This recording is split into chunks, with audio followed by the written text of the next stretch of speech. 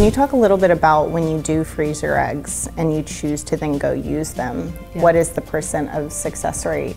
Can you just talk a little bit through that? Yeah. If you are less than 35 and you froze eggs, I think it's a typical good rule of thumb to expect probably 90 to 80% of those eggs would survive the thaw or the warming process. So they need to be warmed before they can be fertilized. You fertilize to create an embryo. So that embryo then has to grow from day 1 to day 5, and typically 40 to 50% of embryos will make it to that day 5 stage. So that's why when we are counseling women about egg freezing, you know, there is an expected natural drop off at each stage.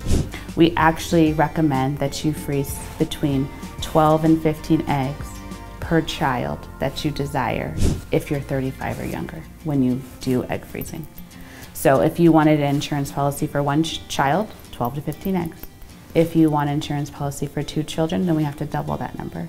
I think that a lot of people would just assume 1 egg, one baby. One baby.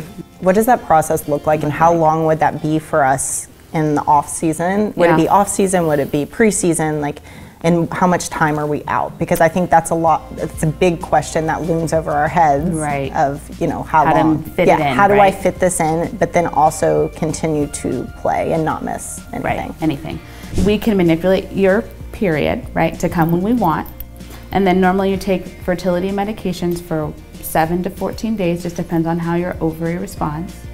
You have the procedure where we harvest or retrieve the eggs, and either we freeze them at that stage for future use, or if you're with a committed partner and you want to create embryos, then we fertilize them and then freeze embryos. So it is whatever way you want, eggs or embryos.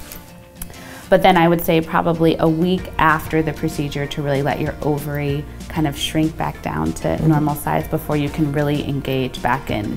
Because you have that heightened state of hormones and stuff, and it's probably not safe. Correct. Heightened hormones, and your ovary is large, and obviously playing soccer, you guys are doing a lot of running and you're so agile. We don't want that ovary to twist on itself, because that can be like a gynecologic emergency, so we don't want that. So I would say all in all, to plan for like 3 weeks where you know, don't want to be necessarily doing vigorous activity, which obviously every practice that you have is vigorous. Yeah, very. So like probably, but could fit it in with like in a 3-week time span.